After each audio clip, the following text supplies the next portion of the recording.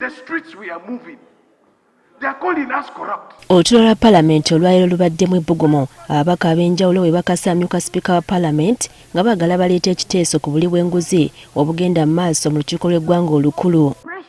Okusinziira ku babaka kyewuunyisa okubanga n'okutuusa olunaku olwaleero paalamenti esirise newankubadde waliwo olunwe olugisongwamu ku buli bw'enguzi so nga n'omukulembeze w'eggwanga gye buvuddeko yategeeza nga bwe yafunye obujulizi nti mu paalamenti ne minisitule y'ebyensimbi enguzi eriyo yeerigisa ng'ekigotta entula. Why don't you let Ugandans free from corruption? Why don't you allow us to debate the matter of corruption in this parliament, here in this floor? It is too much. Honorable Sekikubo ne banne batambula eggwanga lyonna nga banoonya signatures. Ate nno nga mulimu n'embeera y'okutiisatiisa abantu oleeta signature tosayini nga tokola otya ebyo ne byonna bibaddemu. So parliament nga yeeyita people's parliament nga bakama ffe batugamba nga tetusobola kutunula mu nsonga z'abantu then tuba tetukyali representatives of the people tetukiikirira bantu. Bano abadde bakawa okukkira omususa bagamba bakoye okutambula mu bantu nga basongwamu olunwembu babbi. We are being accused as parliament that we are corrupt. I'm an MP, I am not corrupt. In fact, I don't know Luganda, but this one hurt me a lot. When I was moving around and I saw people pointing at me, calling me Owechitiwa, I thought it was something nice. Later I was told it means you're a thief. I am not. Batuse n'okusaba bonna abaziba n'okulwayo ku buli bw'enguzi bajje bennyonnyoleko oba olyawo bannayuganda banakkakkana emitima nti bonna bakiise si babbi. You need to come out clean. Right Honourable Speaker, you, Right Honourable Anita Among, has been painted out for being corrupt. Your name has been mentioned for being corrupt. We are also having a motion to have a matter debated on the commissioners.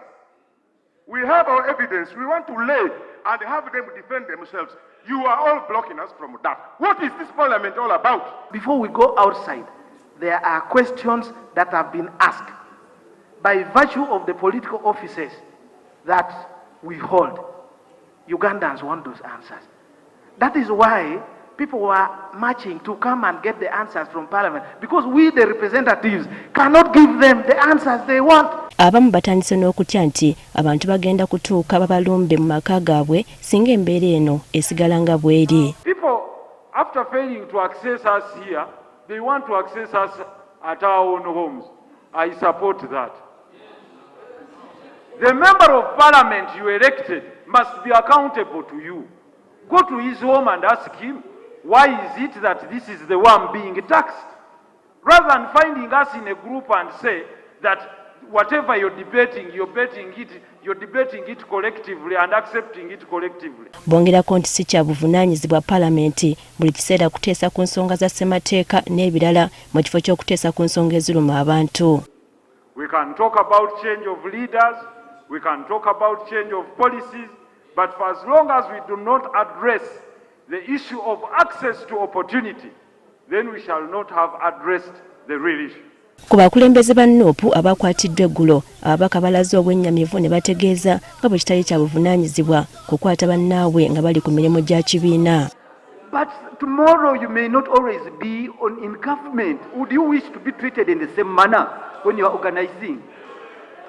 Why are you causing unnecessary fires? Bwe batukwatanga ng'embuzi bye mwalabye eno ku ekavule ku NOPU.